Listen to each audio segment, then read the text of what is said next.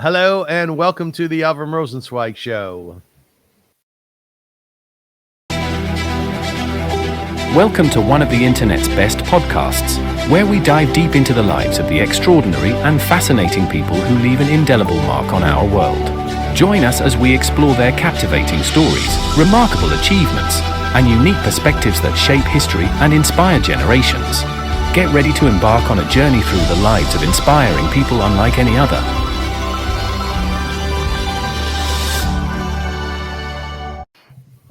Hi, welcome to the Avrum Rosensweig Show. My name is Avrum Rosensweig, and I'm very excited, very delighted to have you join me. Thank you for doing so. This show is all about honoring humankind. It's about giving ourselves a pat on the back. And the reason for that is because there's enough stuff out there that's happening in our world, even that's happened this weekend, which is unfortunate, which it reflects an angry attitude of the world, which shows a lot of violence and a lot of bad things happening. But the truth of the matter is, we have been around for 6,000 years or 5 billion, whatever your predilection. And we've done some really important stuff. We've done some beautiful things. We've made this world grow in a way that who could have imagined, through medicine, through nutrition, through technology, through kindness and loving care. And I want us to be aware of that. I want us to think about that. I want us to be really, really conscious of the fact that humankind, that we people who share this earth and have shared this earth, are really focused mostly on making it better, on making ourselves better, on growing. We need to understand that, and we need to hear that. So I try to bring this to you through inspirational interviews. I want you to hear from people who have done really well for themselves in life through a lot of sweat and through a lot of guts and through a lot of thinking and introspection. Today, my guest is my very dear old friend, Shira Dicker. How are you, Shira? I'm well, thank you. Relating to the sweat as we're having unprecedented heat. Right, and I just turned on my air conditioning, so I relate. Now, Shira, full transparency here, she and I met 10 minutes ago. So, but I do know about her, and I have read about her because she's a dear friend of Linda Krar, and we share that friendship. I want to thank Linda for introducing me to Shira.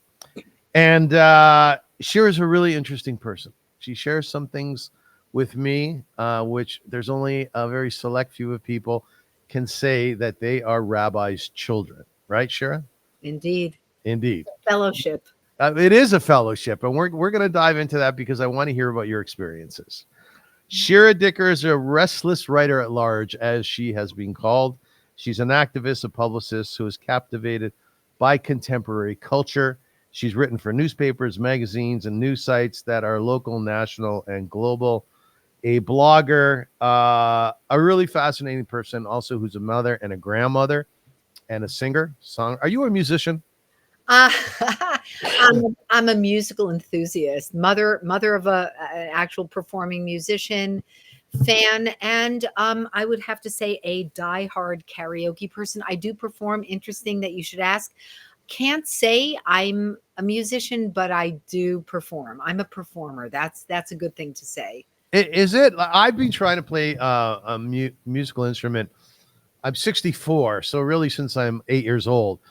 And I think because of how I think, because of how my brain works, I haven't been able to master anything. I pretend that I know the harmonica. Is that a regret that you do not play piano or guitar? Well, I do actually. I play piano. I actually play drums a little bit.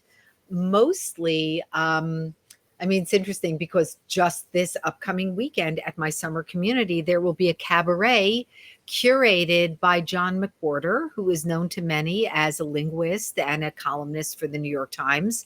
He's also a gifted pianist.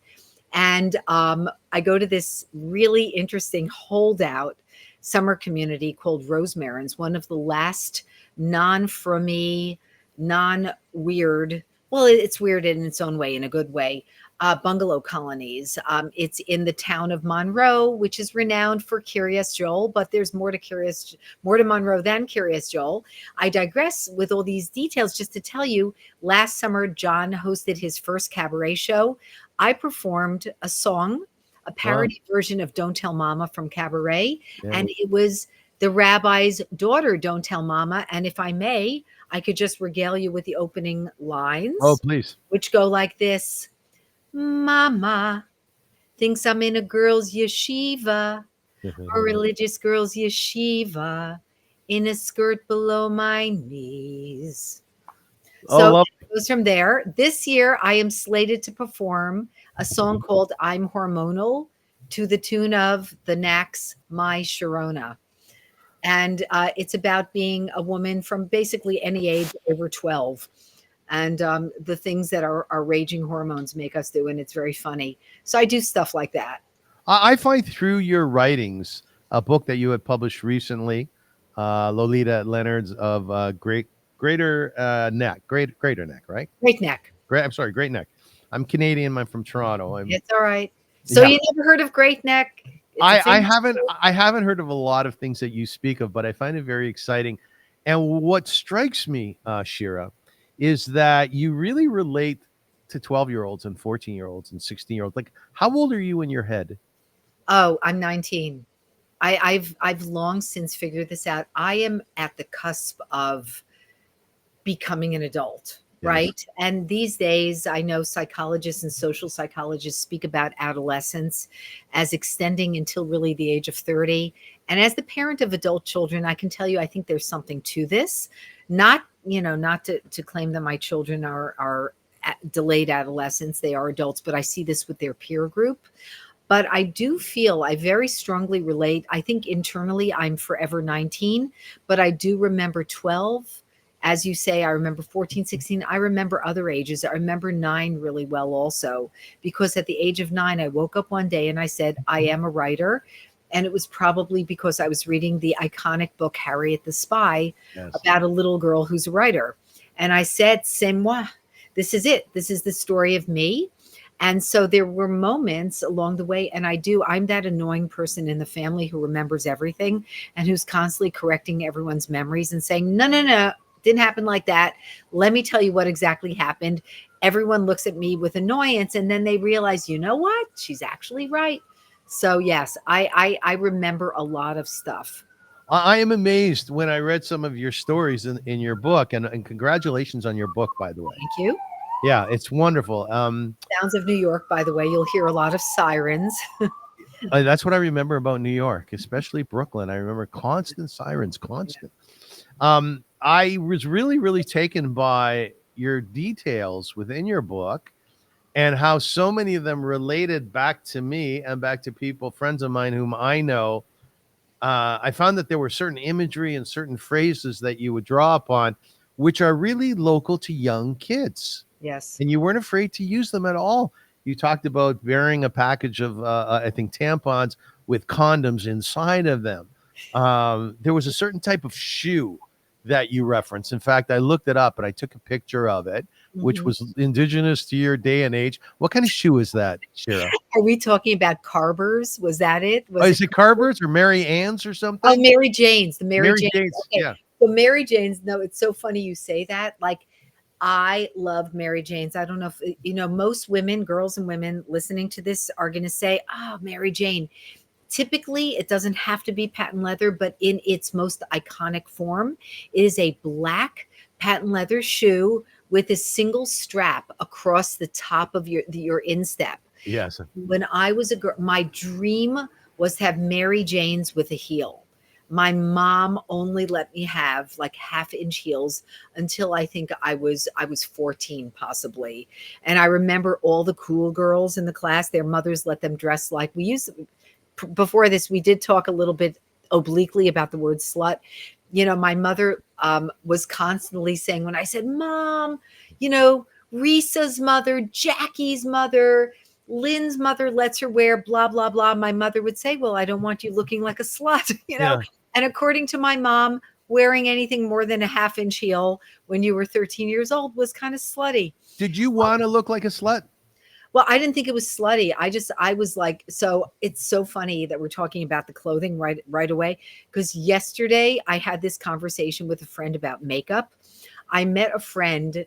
Did I mention already how hot it is in New York? So I met you mentioned that. This was probably the worst idea I've had all month, which was to go to an outdoor music festival in Montgomery, New York, at the new Hudson Valley incarnation of City Winery. You may know City Winery. It is a great music performance empire. There are a couple of locations in New York, City Winery, City Vineyard. I believe there's one in Chicago, in Boston, and they opened one slightly upstate from where I am, City Winery, Hudson Valley. I have been dying to go there. Yesterday, I looked on the calendar. They had their 80s fest. I talked my friends who have a summer place in the Catskills. We're all excited. And we basically go and we're sitting in the sun, dying slowly. Bad idea that. But my friend and I, when we finally realized, there's brunch inside with air conditioning, we're sitting there and she's showing me pictures of her 11-year-old granddaughter wearing makeup. And I said, and we instantly fell into a conversation of what it was like to be 11 and 12 and be a Jewish day school kid and leave for school, which was me. She wasn't, with the skirt up to the top of my knees. And I'd go into the bathroom when I got to school. I would roll my skirt up several inches, and then I would take my secret eyeliner out of my knapsack. Ooh, the eyeliner. My makeup on, and it faded before I came home. My mother never saw, like, things we did. And I share that in common with the Catholic school girls. They used to do the same thing. Yes. By the time I was in high school, they already on the bus. Their skirts were up to what my mother would say, they're pupik. The skirts, this pleated skirts were really, really short. We never went that short. But yes, this was one of my missions as a young pre-adolescent, right? A pre-adolescent where there is sexual awakening. And the first story, the title story, Lolita at Leonard's of Great Neck, is about this good kid. She's 13 years old. Rebecca, and she's madly in love. It's a Lolita story, right? It modeled after Nabokov's famous novel about 12-year-old Lolita and Humbert, who's in love with her. Well, this is a story told from the girl's point of view. This girl, Rebecca, a Jewish girl in Great Neck, who is madly in love with her math teacher, Mr. Miller. And I remember so vividly being that age and being what we called boy crazy, right? Like, never the boys in our class. The boys in our class were just like too pathetic to even look at. Oh my God. Our teeth had spaces at that time. We had pimples. They weren't very attractive. Whereas the way you described Mr. Miller, here, let me actually read something that you wrote about him. You said, bending his shoulders, he took his light blue tuxedo jacket off, pulling on the sleeves. His white shirt was thin, and I could see his muscles and nipples beneath. His chest was smooth, I could see, with light brown hair peeking out the top of the shirt. I felt a rush of heat move up my stomach. Yes. I remember that. The first time I think I experienced that was watching West Side Story, the film version, which aired, I believe historians can fact check me, but I seem to remember it was aired in 1972. Maybe sounds right. I think it was 72 on TV. And I remember going to my cousin Rena's house. I had a cousin Rena who was the last word in sophistication.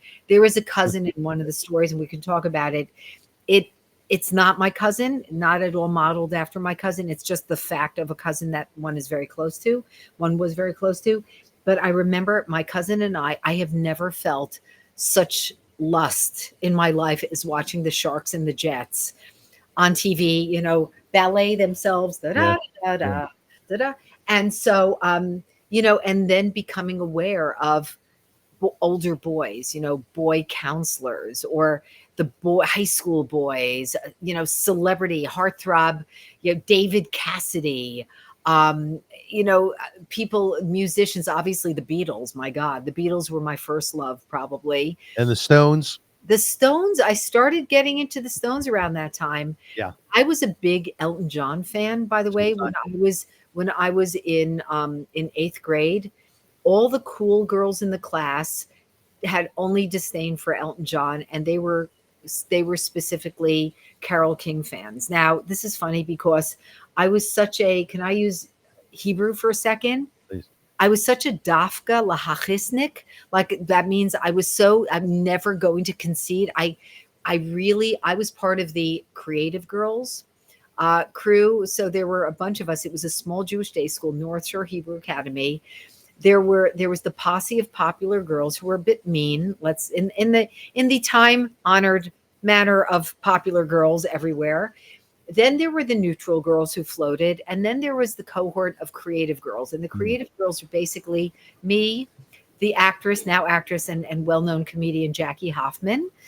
I could list her, her filmography and some of the shows she's in. Sarah Gordonson, who was probably the smartest girl in the class, and then our friend Sharon Mufsis, who was like an honorary creative. She was just the sweetest, nicest girl, and everyone loved her. And her father was this well-respected, stately South African doctor. But the creatives, we were in our thing, and so the popular girls were obsessed with tapestry, Carole King, and because I couldn't stand the girls, I was like, "Oh, I hate Carole King." I hate the album, right? I love Carole King. Who doesn't love Carole King? I don't think we knew back then she was Jewish, that her name was really Carol Klein. Oh, that's a good point. We didn't. Yeah, we didn't know because that was all suppressed. But I felt Elton John was my personal Metzia, and I was crazy about. Well, what was your favorite album, Shira? Oh, Goodbye Yellow Brick Road. Hello. Okay. Yeah. Goodbye Yellow Brick. What about Madman Across the Water? I love Madman. Right. Basically, every Madman Across the Water, and perfect. I think my son. My son Judah, who's a musician, Judah Goldman, performed at my book launch. So let me just say, I did a book launch in Manhattan 2 weeks ago for my book. Once again, the title, Lolita at Leonard's of Great Neck. It was at the Marlene Morrison JCC. It was a sold out event. It was amazing. How many people? We capped it at 107 people. I think 110 signed up, 107 showed up, and it was great. It was really full. The next day, this is really hilarious. I woke up the next morning. I was like, oh, I think I have carpal tunnel syndrome. I need to call Dr. Lou, the acupuncturist. How did this happen? And my son said to me, Mom, you were signing books for like an hour and 20 minutes. Were you good working the crowds? I think I was, we did a really cool program. What was the program? So shout out. Okay. So the program was thus. We had an intro by the amazing, this is a great Y, by the way. It's a JCC. Marlene Meyerson, Sarah K. Lax is their program director. Sarah K., I had to talk her into this program because at first she was like, you think anyone's going to come? And so I said, of course people are going to come. Meanwhile, thinking, oh God, what if nobody comes? Or 3 people, it's even worse. Right, exactly. So, so Sarah K., decided to go with it. So the program was Sarah K. introduced people. My husband then became the MC. He volunteered, actually. I had not thought of him, but I thought it was a gracious note. And what's very cute is he's a professor of journalism at Columbia. He just retired. And I think he wanted to get in his professorial chops. And he said, Shira's a great writer. I should know. I'm a Columbia professor. And everyone's like, that's cute. And then it was a total nepotistic affair because then we turned the stage over to Judah, our son, who performed the Eagles song, Best of My Love. Oh, so nice. I tend to get really nerdy and specific about things. Like I get very exact about era. And I was looking, because this title story is set in 74, I wanted music from the spring of 74, music that was on the radio, because that's how we got our music first, right? On the radio. And then we'd buy the album. And so Best of My Love came out in the spring of 71, Eagles. And I have such associations with that song. And then he did a closing song, which was Elton John's Don't Let the Sun Go Down on Me. That's beautiful. Is that Madman Across the Water? Maybe, I'm not sure. It's not. But Judah and I spent probably too much time going over Billboard 100 lists of 74. This is one of my favorite things to do ever, is like put together playlists. And we were supposed to have a dance party. What happened was it was such a schmooze fest. Yeah. We had 70s music. Some people were dancing and I was just signing books, and getting carpal tunnel. And I didn't get to carpal tunnel, but it was funny. It made me realize I'm constantly on my keyboard and very rarely long-handing it, so that, when you sign for medication, you end up signing like Son of Sam. Your signature looks like a complete psychopath. It looks like, oh my God, the FBI must investigate the person who just came in to pick up her thyroid medication. Yeah. So Shira, let me ask you a question. Is this the first book you published? it is. And so how do you feel about being a published author? It's awesome. I've been publishing since I'm 16. Right. Been publishing articles. I was a college journalist. I was an arts writer. I wrote for all these downtown newspapers when I was in my late teens and early 20s. I've written for the New York Times. I wrote for a lot of Jewish newspapers. I've done a lot of first person writing. I'm an essayist. I have chapters in other people's books. The environmentalist, late great environmentalist, actually a very close friend of mine, who died this past year, Ellen Bernstein. I have a chapter in one of her gorgeous books. She founded Shomrei Adama, the first national Jewish environmental movement. I have a chapter in Rabbi Jeffrey Salkin's book, A Dream of Zion. And so this is the first time, though, that I have my own book from front to cover. And it's awesome. And last week I was interviewed by a journalist on Long Island, and she said to me, so what's your advice for other aspiring writers? And I said, because I think it's really important to be upfront about age. I think it's very important, and not to be coy and not to be embarrassed. And I say this while also recognizing that there is ageism, and I don't judge people for not wanting to reveal their age, because I do know people who haven't gotten the job because of their age, who can't get a date. This thing of, I sometimes want to shake people and say, you know what, you should be looking for people with character, and you should be looking for a great person. Like, your biological age is not really chronological age. Like, it's not okay. You may not want to date somebody who's 107 years old if you're not 105 years old, but we put too much, a lot of stock into it.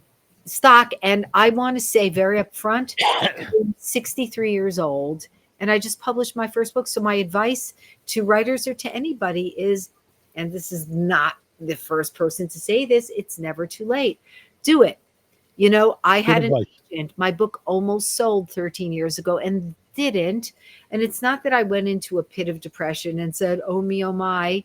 It's that I got busy. I have a business to run. My kids all got married. COVID happened. Donald Trump happened to America. Not that order. Trump came first. And it's still happening. My beloved father got sick. He died. There's life. It's just, I just put the book thing on the side. And then through a series of events in the winter of 2023, I became determined to publish this book and find a publisher. And I did. And it was interesting. And I recently called the person who is credited with being my catalyst. His name is Marshall Meyer. No, that's a great rabbi, Marshall Messer. And it's interesting that I said them in the same breath. Marshall Meyer was an incredible, incredible rabbi. Marshall Messer was my son Judah's English teacher at SAR Academy in Riverdale. Great, great school. And he came to one of my son's performances at a way cool club in Harlem called The Shrine. And as he was leaving, after he praised Judah up the wazoo and said how cool it was to see Judah develop, because Judah was the kid that they would, tap for all the chagigot at school, like, hey, it's Rosh Chodesh. We need Judah Goldman to do kind of a funky version of Mashiach or Yidden or whatever, and to lead a dance set. And Judah is, again, as I mentioned, full-time performing musician, available for weddings and bar mitzvahs, by the way. Call the number below. Yes. So he came over to me and he said he was leaving. Marshall was leaving. He said, whatever happened to that short story collection of yours? And I said, wait, hold on one cotton pick a minute. What are you talking about? How do you know? Nobody knows except for like 4 people about this book. And he said, oh God, I hope I'm not in trouble. I said, I don't think you are, but how do you know? He said, I'm friendly with your literary agent, Annie.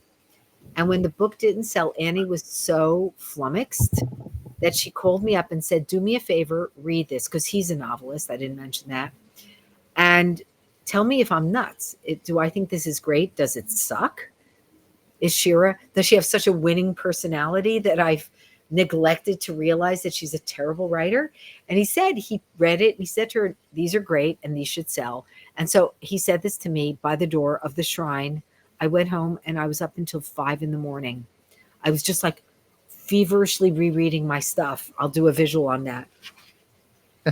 Thanks for the visual.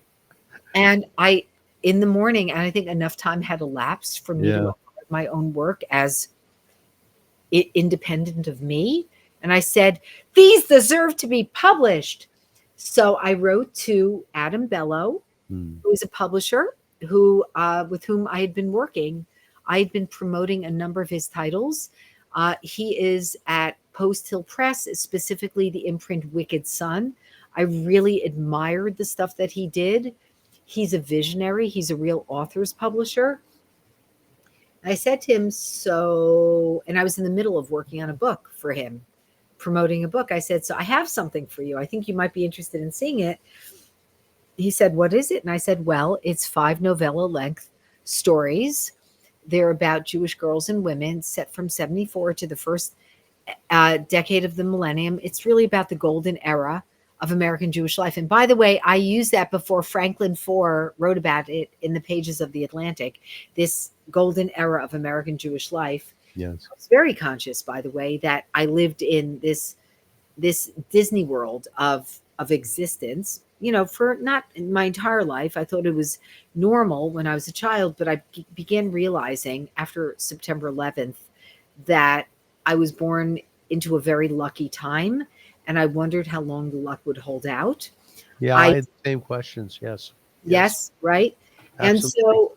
And so I gave this manuscript to Adam, and within a week, he called me, said, we're going to do it. And I was like, oh my God. It felt real. I honestly didn't believe. I want you to know, even when I got my first cut, until my book party, I didn't really believe that this was so. I was like, am I making this up? And I think so many people found it hard to believe that when I told them, they're like, oh, did you publish the book yourself? Which, by the way, let me just say something.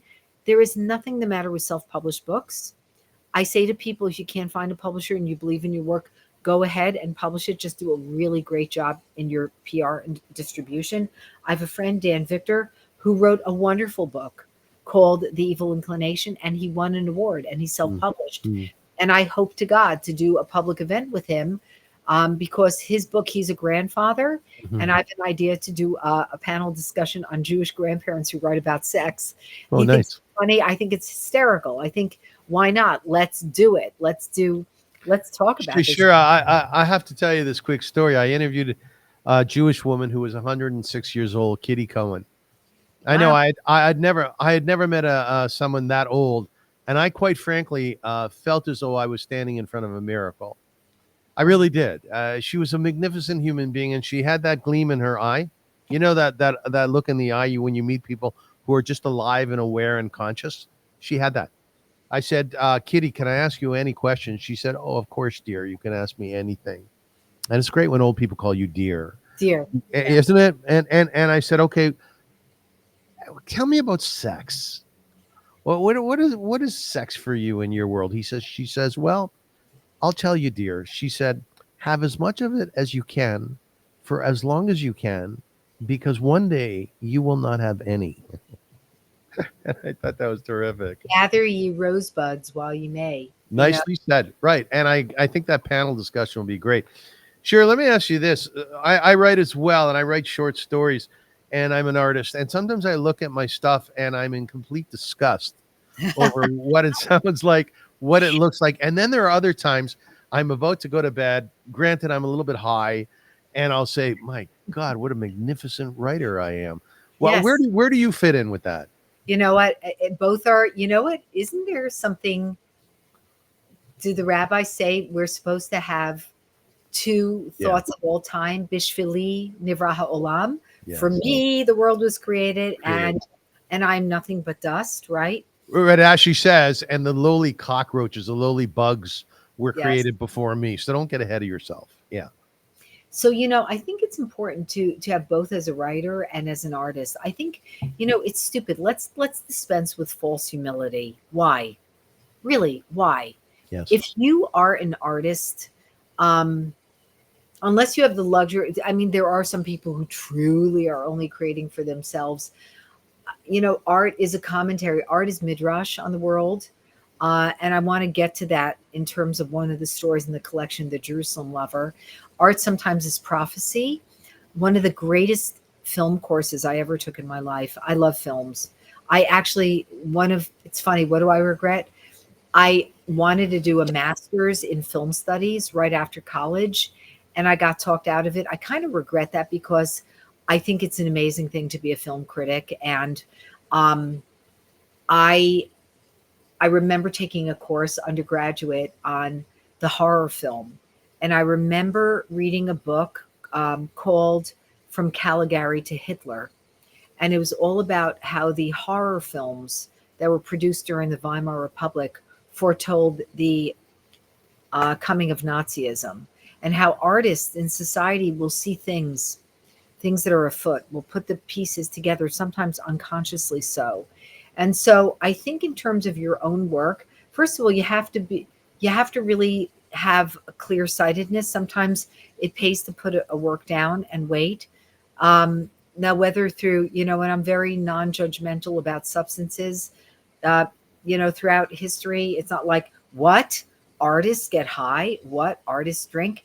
There's always, as my nutritionist would say, it's about dosage and time of day. There's always a tipping point. I happen to live pretty cleanly, but it's not to say that I haven't been completely flat out wasted. And I'd say that I think it's great to be impressed by your own work, to see something, especially after you pick it up and say, to see something you hadn't seen previously, or sometimes you actually know from the beginning, I got it. I really got it. Something flows. And sometimes I feel that when I write an essay, it's coming from a very deep and sincere, urgent place. And also you have to be able to read something over and go, this misses the mark, or this is such crap. But then sometimes out of the crap, there's something else. You have to be willing. I love the saying, kill your darlings. Especially I do think I have a skill. I used to be very embarrassed of this skill because I saw this as a lesser skill to have, but now I'm very proud of it. I think it's a great skill. I'm a very good editor. Mm-hmm. In fact, I love editing. Mm-hmm. I secretly like taking other people's not great work and trying to get into their head, projecting myself, almost teleporting myself into them. Avrum, what are you trying to say? And yes. And like so, a good director. Yes, I love doing that. Sure. Why did you hate it? Why did you think it was not worthwhile having or talking about? Wait, what are we talking about? Well, why did you have a disdain for the fact that you had this wonderful skill of being an editor? Oh, why did I put it down? I saw it as a lesser thing. Like, it seems to me, I think that there is a prejudice that editors are lesser writers, or writers who haven't made it. The same way, people who can do, people who can't do teach. BS. Is there any truth to that about editors? No. I'm going to say no. I think maybe some people are working as editors who sincerely wish they were writers. Yes. But I think that, yeah, so maybe there is. You know what? There's some practical truth to it. And I was embarrassed of this skill. It's funny because what's great about being older is your own hangups should fall away. And you're able to say, I have a nerdy interest. I'm the first one to say, I really love, or I love something, or like Elton John. Yeah. When I was 13, I was like, you know what? I freaking love Elton John, even though he was like, it was around before Captain Fantastic. He was flamboyant. It wasn't cool. It was like out there. And it's interesting because now that I analyze my love for Lady Gaga, when she was in her early flamboyant stage, I wasn't listening to her music carefully. If I had been, I would have loved her earlier. Now I'm just like, she is one. She's magnificent. Blown away by her genius. Magnificent. Yeah. I also love, there are a lot of young female musicians that I just cannot get over, like Billie Eilish Yes. or Olivia Rodrigo. Mhm. You know, or Lana Del Rey, I think is magnificent. I think she's a little overproduced, some of her music, but it's interesting. People my age don't typically listen. I'm constantly figuring out and finding out that my tastes artistically really cross over. Like some of them are like, oh yeah, Shira, urban dwelling 63-year-old Jew, progressive, progressive yet traditional, and Zionist, like that's a whole lot of things. That's Shira, how old is your youngest friend and how old is your oldest friend? Oh, it's a great question. I have old friends, yeah, like very I'm friendly. My closest friend who I feel sincerely close to is 80. She's now 86 years old, like someone I can have heart to hearts with. What's her name? Goldine. And how old's your youngest friend? Who I feel really is a friend. I would say late 20s, early 30s. Really? And yeah. And it's interesting, I feel more of a responsibility towards young people. Like I feel I hold back in terms of self-revelation a little bit more because I'm a mother. Yes. I don't want to mislead the youth. Like there are some things like truths about life I'll put in my writing that I may not speak to people who are younger. I feel a responsibility. I do, I think it's part of being a mom. So when you're a booby with your 3 grandchildren, are you taka booby-ish? So it's funny. I think I am. By the way, I'll show you my necklace. I know it's backward. Three of them? It says Ihi. Yes. Ehee. So that's my grandma name, Ihi. It started out as Shishi, known as Shishi for Shira. And when my now 5-year-old grandson, Neil Milo, started speaking at around whatever it was, 16 months, 17, 18, he looked at me one day and went, Ihi, which I guess was him trying to say Shishi. And I just thought it was so cute because it sounded like hee. And I just thought, oh my God, it's like a comic book, like when Archie and Reggie, when they're like teehee or eehee, it just I loved it so much that now Arlo, who's 2.5, calls me Eehee, and I'm referred to as Eehee to Ruby, who is now 8 months old. So am I boobyish? I mean, I think I'm very much like my mom persona with my grandchildren, action-packed, fun-loving. What's great about being a grandparent, I don't know are you a grandpa? Not yet, no. Is you don't do the discipline. I won't do the discipline. You send them home, yeah. Yeah, I will. There are things you see as a grandparent where you're like, that's out of control, but you keep it to yourself. You've raised your own children. Now your children raise their own children. But would you tell your child, listen, honey, I love your kids with all my heart. I just want to point something out to you that I saw. Yes, absolutely. So there was one day where I was so severely shaken. One grandchild, who shall remain unnamed, opened up door of car and ran. And I was like, I have never, in these stories when they say the 90-pound mother lifted the car, like 63-year-old grandma somehow went through the roofs. I don't know how, flew and like scooped up grandchild before they ran into the street. Don't know how that happened. But yes, when I came home, I was like, so I got to tell you something. And I was thrilled to hear that he had done the same thing with his parents. Thank God. Well, thank God. Yeah. I was like, I wasn't like lax grandma. It was a thing he was doing. And I believe certain things and I'm really guided by my Judaism. I think you have to be judicious. I think you have to avoid certain lashon hara, but I also believe in the saying hochiach tochiach et amitecha. You have to rebuke your brethren, and I don't mean it's not just your neighbor. Like you've got to do some straight talking. This comes up. I'm known in my family as a truth teller. I am. That's my lot in life. That's your goal. That's my goal. I just got into it with one of my children.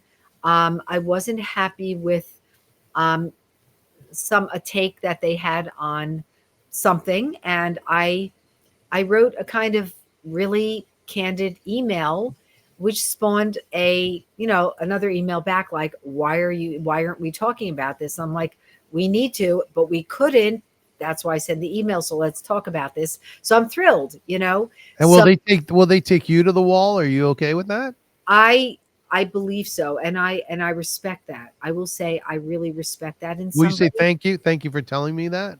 yeah. And if I think they're off base, I'll argue back. Okay. But I also will hear it. My sister, I'm very close with my siblings, especially my sister. And, we've been able to, to be very honest, this is my parents' legacy.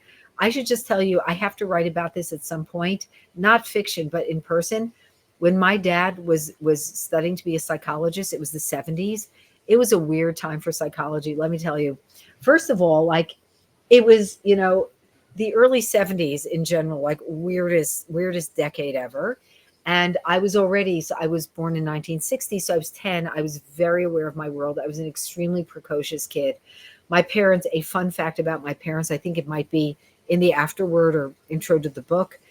They were my parents were strict about influences on me. I couldn't see rated R movies, even though I snuck into them all the time. But they let me go to the library, and anything I could take out, I could read. Mm-hmm. So I read anything. And I was the designated expert at the North Shore Hebrew Academy on sex, having read Mario Puzo's book, The Godfather, at the tender age of 9, and having looked up all the words I didn't know, like fellatio, in the dictionary. And so I would sit in the back of class and like tell everybody, you often hear from the back of the class, ew, ew. And, I remember doing a public reading of Rosemary's Baby in the stairwell during high school. And and at my dad's funeral, one of my friends, Sarah, said like we were all in such admiration. I think my father was widely admired in general as a rabbi. I know he was, but also I didn't realize as a dad, we could not believe that your father let you read this stuff. I read pornographic novels when I was a teenager. I read, look up Terry Southern if you're not familiar.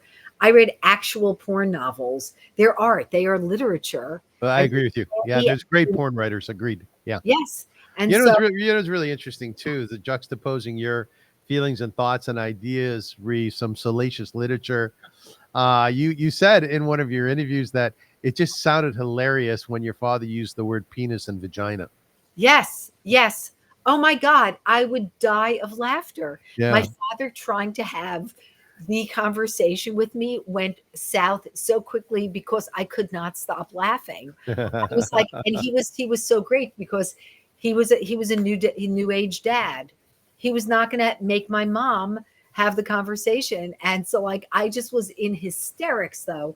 And so he got really disgusted with me. The other thing my father did, which I think is so funny, it's so poignant. So when I got my period, I was 12 and change, like total average age.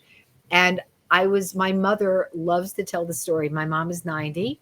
Ad mea v'esrim. Amen. Until 120. Thank you.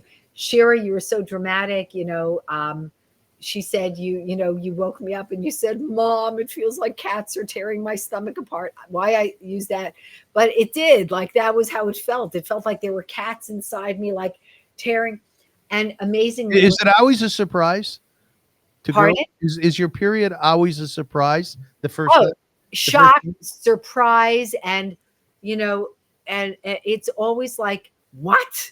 Yeah. And it's also like, I'm a child. Why do I have to deal with this? Yes. It's like, it's really a something that girls and young women and women in general, but when it's over, you feel kind of nostalgic for it. And then you're kind of like, woohoo, menopause, bring it on. But do young girls go through a process of discovery, perhaps some mourning at the fact that they bleed every month? See, boys don't know this stuff. Yeah, boys. So I'll tell you, and the person who really wrote about this the first time is Judy Blume. Her book, Are You There, God? It's Me, Margaret. You love that book, right? Love. No, seriously, Judy Blume. If I'm ever zoche, if I can ever meet her, if I'm ever worthy to meet her. And by the way, I wrote to her. I think she just died. Judy Bloom? I think so. Yeah. When? No. I could be wrong. Sorry if What? if we're. No, Dr. Ruth just died. No, that I know. That I know. Judy Bloom? Wait, hold on. We have to interrupt this podcast. We will do that. I'm doing it too. We'll look it up. No. What? Yeah, I think she passed away. No. Am I wrong? Writer. No. Hold on. The Tonight Show. Quick facts. No, she's alive. She's 86. I apologize for her early demise in my That's mind. all right. I'm sorry because I like Judy Bloom too. Yeah, she Oh was my very gosh. good. She was very gutsy. Gutsy. And there was a gorgeous, first of all, the feature film version of Are You There, God? It's Me, Margaret.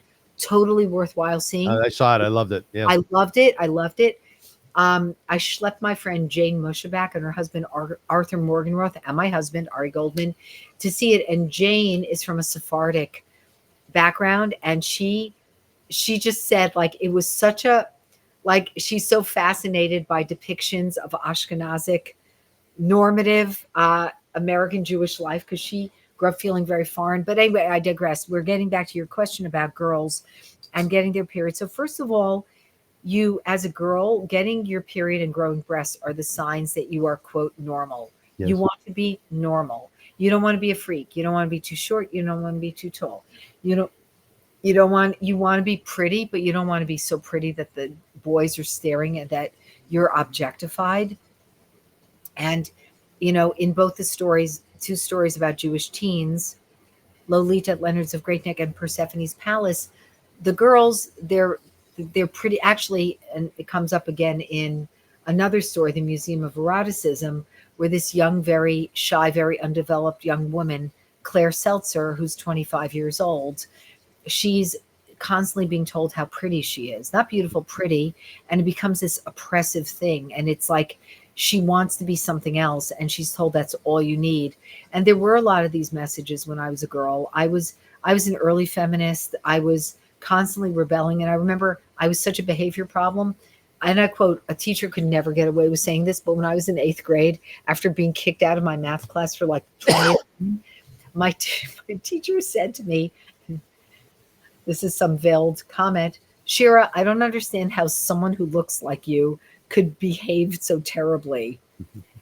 Can you imagine saying that to a 13-year-old girl? Not today, no. What did that mean like I was a little hottie? Like I look back, I think, I thought I was goofy. I thought I was good. And this comes up like in one of the other stories. I thought I was goofy because I was tall. I was kind of androgynous looking, but evidently not to everyone. And also my parents were great in that they de-emphasized outward appearances.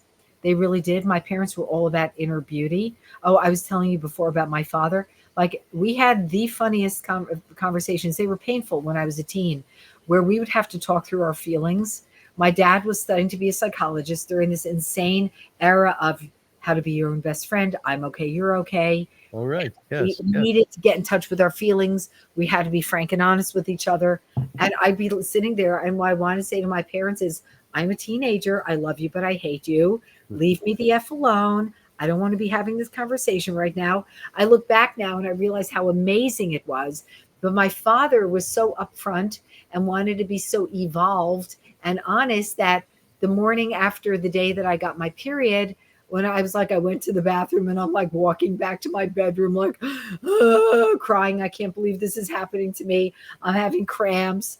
I'm like so beside myself. It's like my carefree childhood is over. My father just like pops out of the bedroom and he warmly embraces me. Mazel tov, Booby, Really? you're a woman. Really? Really? Is that what he did? I'm not a woman. And it was like, I look back, he was so like, What a lovely thing. so I know girls would kill Yeah. Yeah. dad who like doesn't like run away from the thing. He was so like, that's amazing, Yes, and I look yes. back, it's one of my favorite memories. But in terms of your other question, girls, it's such a girl thing. The big, your fear is to bleed, Yes. is to bleed visibly, to like leak, right? And this was like, it's like, I remember like it's funny because I remember having this one. I can talk. And shut me up if I'm just being too frank. In my 40s, I remember having a meeting at UJA Federation of New York, and it went late, and I was sitting on the desk of this woman. I was doing a project. I think I was working on the 90th anniversary book for UJA Federation. I was working with a very talented guy named David Sable, and I was gathering. My job was to gather Jewish proverbs and photographs and pair them with the history. It was a really beautiful book. I'm very proud of it. But I have such a specific memory because I remember sitting on the desk talking to one of the UJA people. I was like the outside talent being brought in, even though I had previously worked at UJA Federation in marketing and communications. And all of a sudden, I feel this. You feel it. It's like a rush of blood. And I said, I was meeting with a woman. I said to her, oh God, we're about to have a very dramatic visual here. And she said, are you having your period? I said, yes. And she said, all right, let's go to the bathroom. And let me just tell you, if I had been anything less than, I was about either early 40s, mid 40s, late, something like that, we found it hilarious, two adult women. Oh, you were laughing Our heads off. Also, there were no men nearby. Yes. There's this whole stigma of like bleeding through, where there's that famous, the movie Carrie, the Stephen King. Oh, yes. Very good movie. Yes. Brian De Palma made the movie. Outstanding movie. Gets her period. I mean, she's already a That's freak. right. That's right. She gets her period in the shower, and the girls are like throwing tampons and sanitary napkins at her. There's such a feeling of shame when you're a girl, and it's so huge, and you don't feel well when you have your period. Chances are, my little sister Adina, 2 years younger, she got her period 2 months after I got mine. She was 10. And I was like, she was a 10-year-old with a period. She was probably influenced by my pheromones. Seriously, it happens that way. Which happens, right? Yes. Yeah. Sure. Let me ask you this. Is that paramount to young boys, young guys terrified about getting an erection on a bus? Because we really were. And I remember that happening. I couldn't get up. I couldn't get off at my stop. I felt so sorry for boys. I have to say, even though I was constantly rolling my eyes at boys my age, I also felt sorry for them. I was conscious of the erection thing because it was a Judy Blume book. I forget, with the main character who's a boy. Why am I not thinking about it? And he's called up to do a math problem, and he is afraid of having an erection. And he puts his math book in the time-honored way of like holding the book in front of your crotch like this. Yes. For my entire life, I have felt like, that you say a bracha in the morning, or at least there's the bracha men are supposed to say, thank God for not creating me a woman. I'd be like, thank you, God, for not giving me a penis and making me worry constantly about having public erections. Like how absolutely humiliating. Like in the story, I talk about buying a fiber-filled bra because of nippleitis or noticeable nipples. It's so fun, like having had 3 children and like having had conscious childbirths with like one in a hallway, actually, with midwives. And like, it's so funny because I've never been somebody who's like, yay, nude beach, I'm stripping down and going, and that's not me. On the other hand, I'm happy to talk about body issues because everyone has a body. Everybody does. Everyone's got a body, folks. And everybody thinks about these things. Yes. Right? And I'm so happy to be talking to you about this. Yeah. Because I think it's worthwhile. There's not a guy that I know who didn't worry about walking around and his erection showing. So, or you hear this from women, not very often because I'm a guy. Women don't talk to guys about this, about bleeding through their clothing. And one can only imagine how humiliating this is. Yes. Now, sure, I want to go to a different topic. Sure. You were adopted at 5 months old. Yes.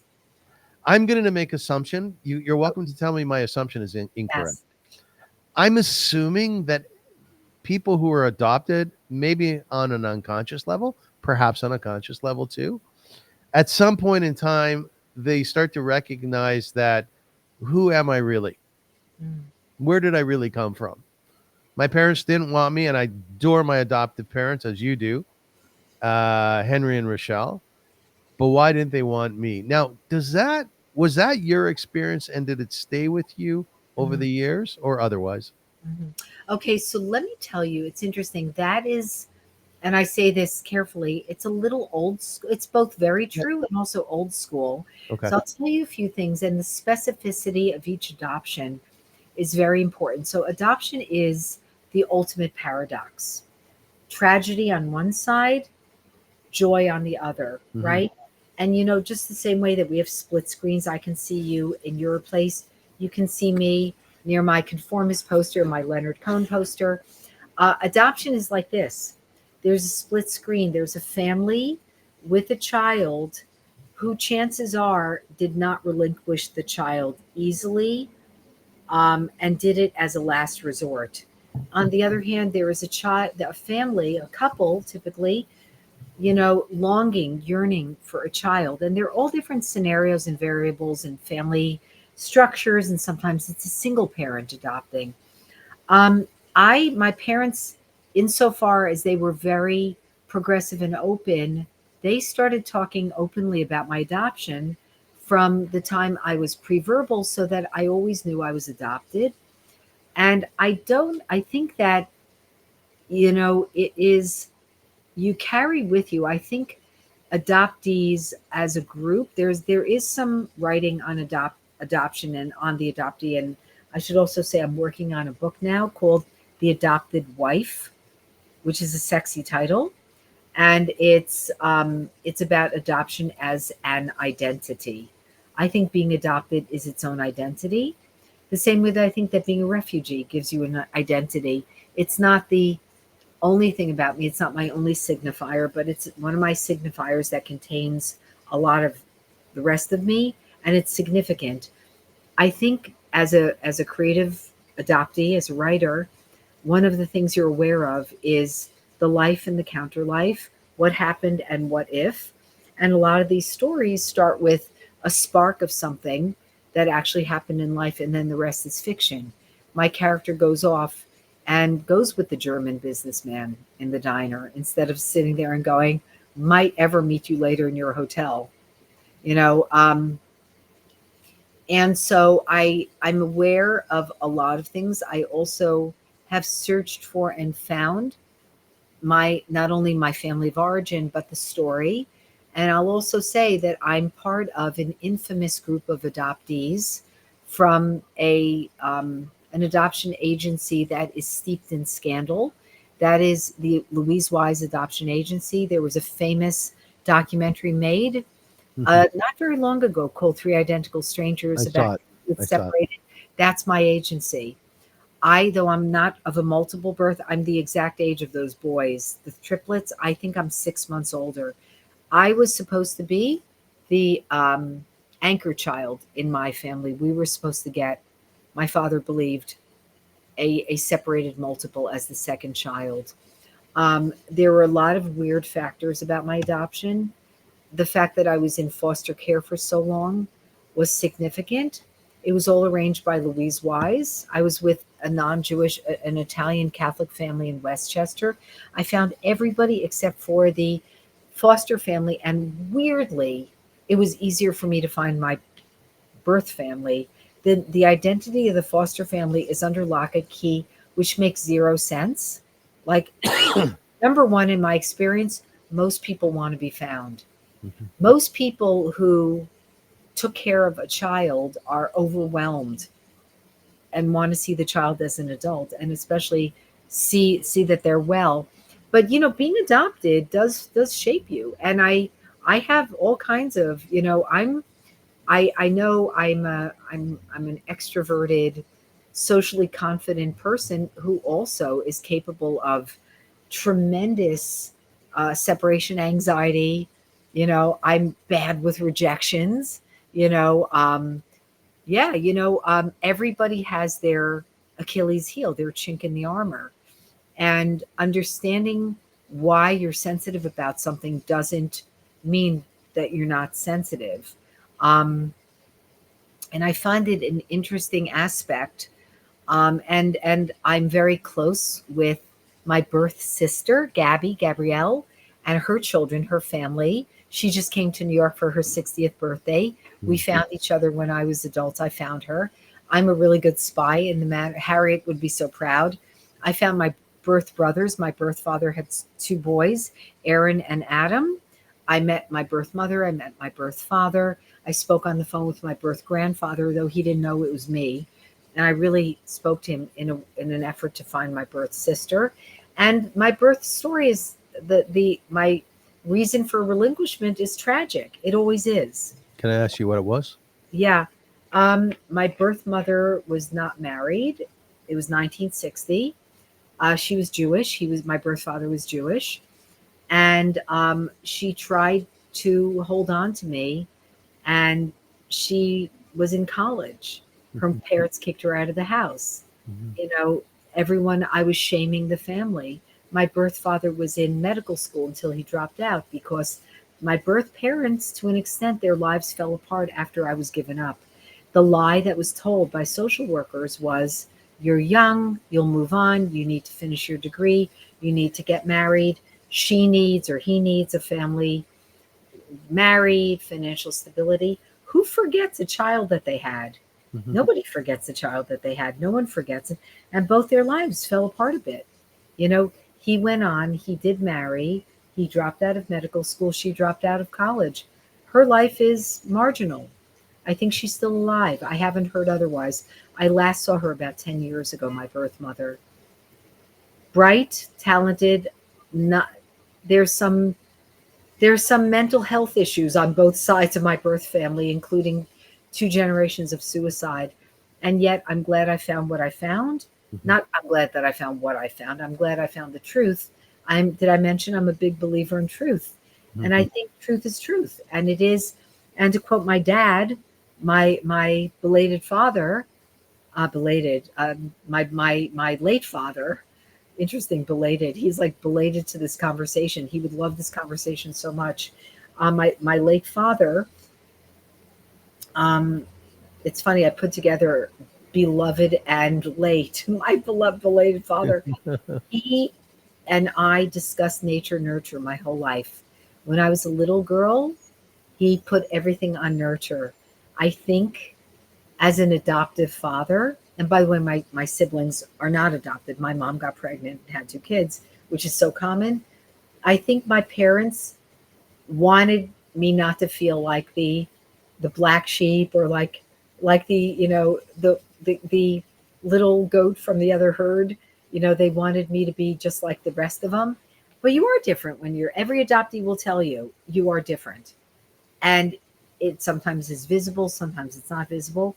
Adopted people are different. You come from another patch. You come from another garden. You come from another tribe, and so kin. And my father, as he got older, spoke more about nature. It was interesting. We had conversations where he said, I didn't know that nature was as prominent as it is. And look, it's both nature and nurture. What brings out a disease? Some people have markers for terrible genetic diseases, or, neurological disorders. Stress has something to do with it. Look at Shoah survivors and the high incident of IBS, right? Or the children of Shoah survivors. Yes. Stuff written about. I'm very interested because I have a friend who's the daughter of Shoah survivors who has MS, and I know 3 other daughters of Shoah survivors with MS. And I think that's weird. Among Shira's friends alone, 3 of these women what is it about? Shira, in terms of being different, as you said, could you have been loved any more by Henry and Rochelle, your parents? Could you have loved them any more than you did? Was there any level of separation whatsoever? Not a level, not a mist, not a breath. When I met and it was interesting, and I knew this always. I knew it always. And what is family? What is love? We're Jews. We're big on blood. We're big on tribalism. But tribes are also made, right? And our history also has people who are whether they're converts or adoptees. They're inducted. Look at Moshe.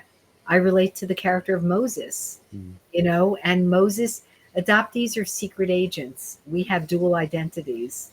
We have superpowers. I could not have been loved more, and I could not have loved my parents more. When I met my birth father, which was a tragic meeting, I saw such loss in his eyes. He's a nice man. He last saw me as an infant, and he wanted to try to figure out how to keep me also. It's tragedy. It's tragic. Tragedy incarnate. And here I show up. I was in my late 40s. And the first words out of his mouth, it's going to sound skeevy, but I knew what he meant. He looked at me. He said, "You're so attractive." And it was like, here you are. I saw you as a baby, and you're full grown, and you're functional, and and like you're not some ogre from under a bridge. It's like everything. There's a sense of loss. Everyone, there's loss. There's tremendous loss for the birth parents. Birth parents don't recover from it, in my experience. And I've been active in adoptee and birth parent rights movements. I believe everyone has the right to information about family. And I'm a proponent of open records. I hate secrets. I really hate secrets. Well, one of the things that we talked about at the beginning of the interview, which I did want to touch on, we don't have that much time, but I do want to ask you a question about it, because it's important to me to understand your sense, excuse me, of being a rabbi's daughter, of being a rabbi's child. My father was a rabbi, as mentioned many times. I hear myself talk, and it seems as though I repeat that quite often. So there's something there that's important for me to work through still. But on one hand, it was magnificent. It really was. There was a charm. There was almost like a light that emanated from my father, from my mother, the Rebbitzin, from our family, that went outwardly. You said at some point, you started to realize it wasn't so much that you were sharing your father with the congregation, but that he was giving enormous amounts of compassion outwardly. And I thought that's a really nice way of looking at it. Mm-hmm. So the duplicity here is, on one hand, you have a father who's never there, right? Most of his time he's spending with the congregation. And when he does come home, he's very tired. He's worked very hard. And those phone calls come at 3 a.m. Rabbi, my husband's dying.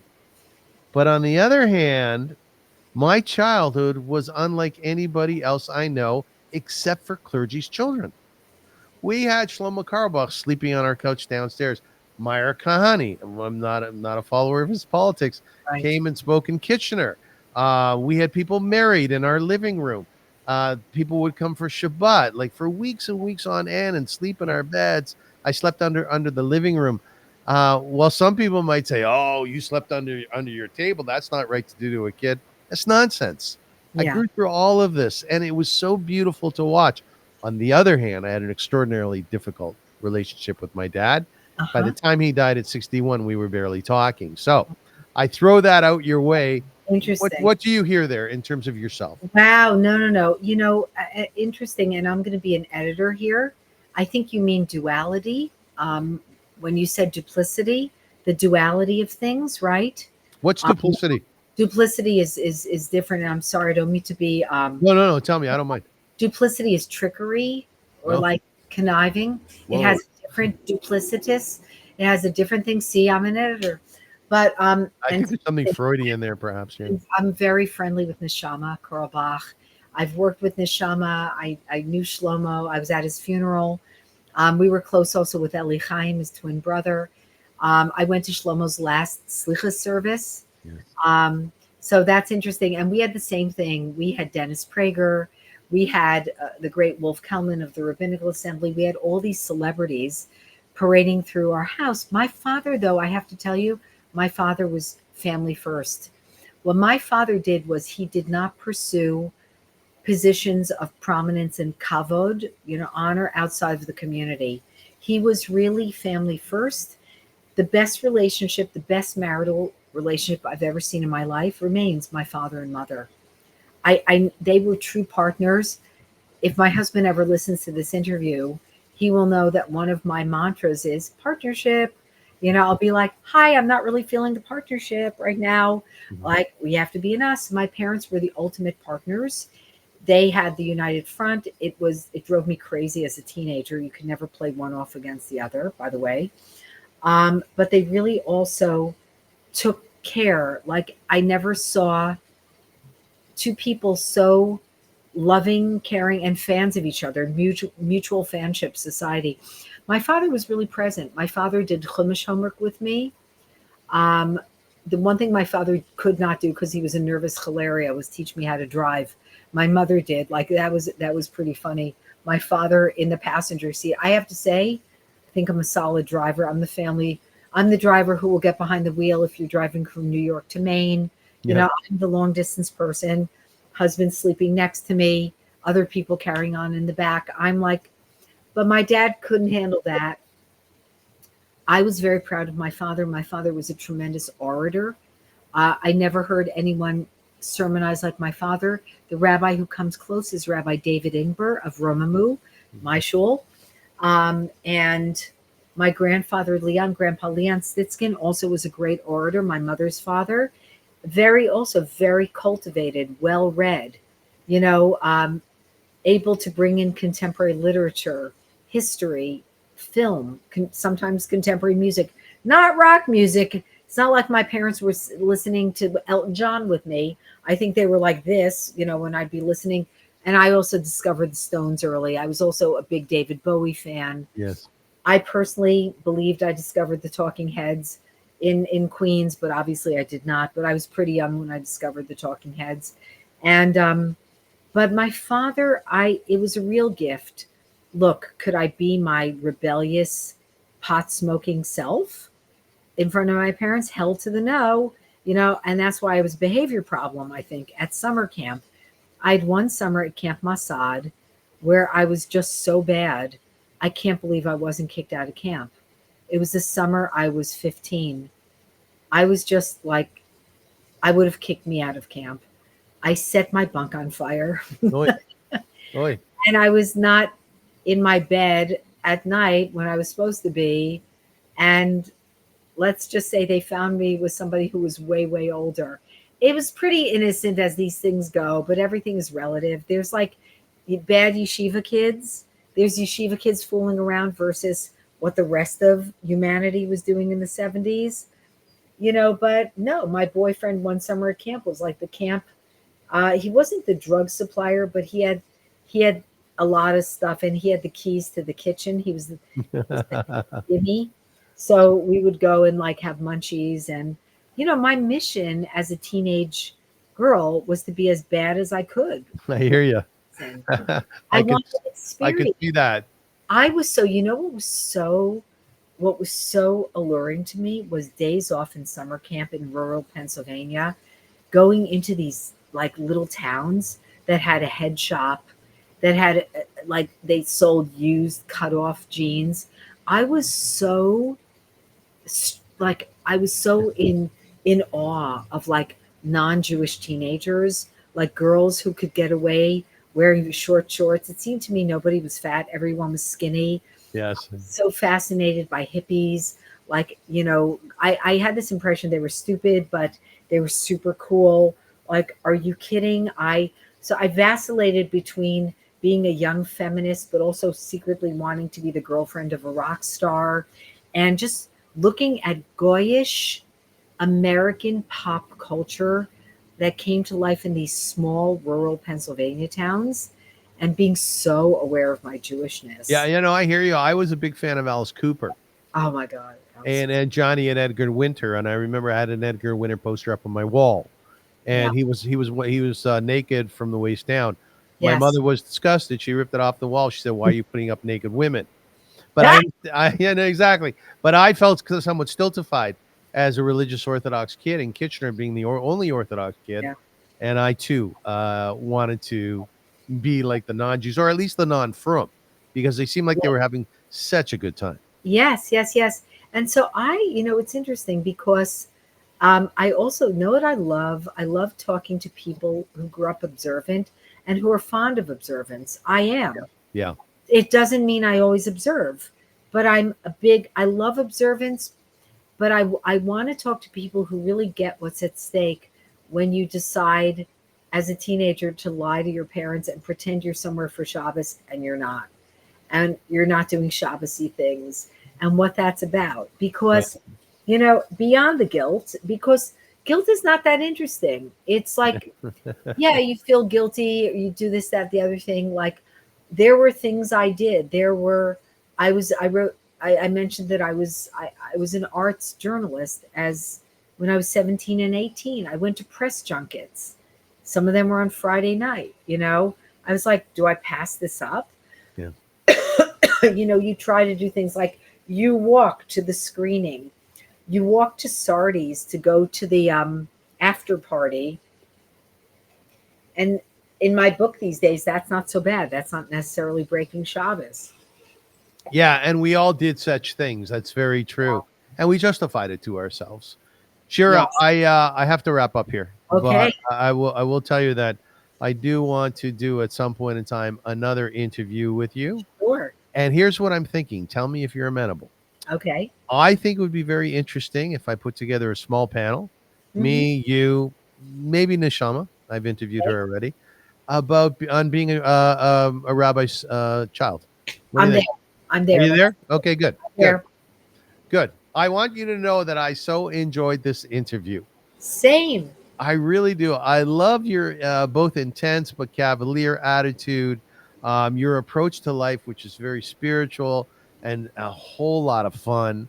And you are basically, when Linda Carr explained to me, she said, you are just going to adore this person. And I do, Shira. I do. Thank you, Linda. Thank you, Avrum. Well, listen, admiration is returned. Thank you. You're totally comfy. I feel like, should we do the Jewish geography thing? We'll save it for another conversation. You seem familiar to me, and that could be a familiar of just kinship, It might be. It might be. No, I know what you mean. And I'm pretty much convinced, because we have such a similar background. We were also born in 1960, so we know Gilligan's Island very well, that there is something there, So I just want to express to you that I think of my viewers that they will take a lot out of this interview, because you really have worked on life and you've done an exquisite job. So thank you. Thank you, Avrum. Okay, this was real. This was really great. Thank you. Thank you. All right, to be continued. I want to conclude.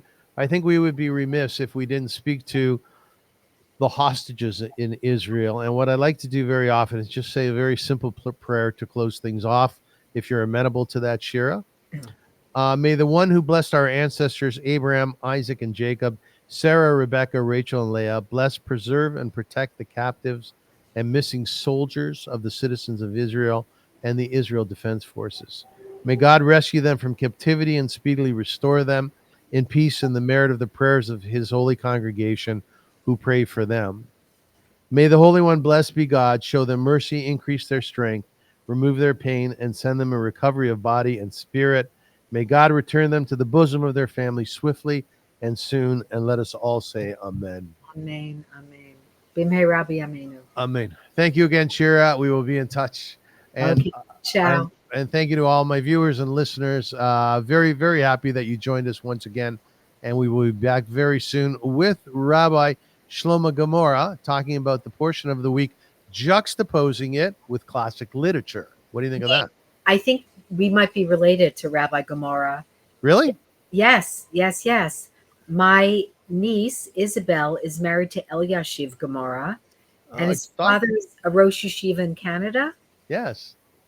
Guy? Is this the guy? Yes, we are now. White beard, very handsome man. We are now doing a series, Shira, where we're doing the portion of the week, and we are juxtaposing it with classic literature. Oh my God! You have to tell him this is Isabel's aunt. His son. It's his daughter-in-law. I am the aunt of his daughter-in-law. I will tell him. He is so beautiful, isn't he? Can you say this about a Rav? His beautiful face, he really is like. Yes. He has a luminous, beautiful face that shines. Really. Doesn't he? He really does.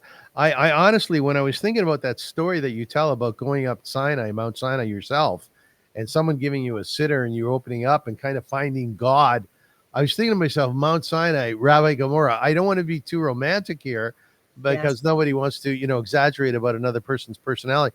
But he really is. He illuminates his surroundings. He does. Yes. Yeah, Wow. he does. Wow. I know. Okay. All right, dear. Thank you so much.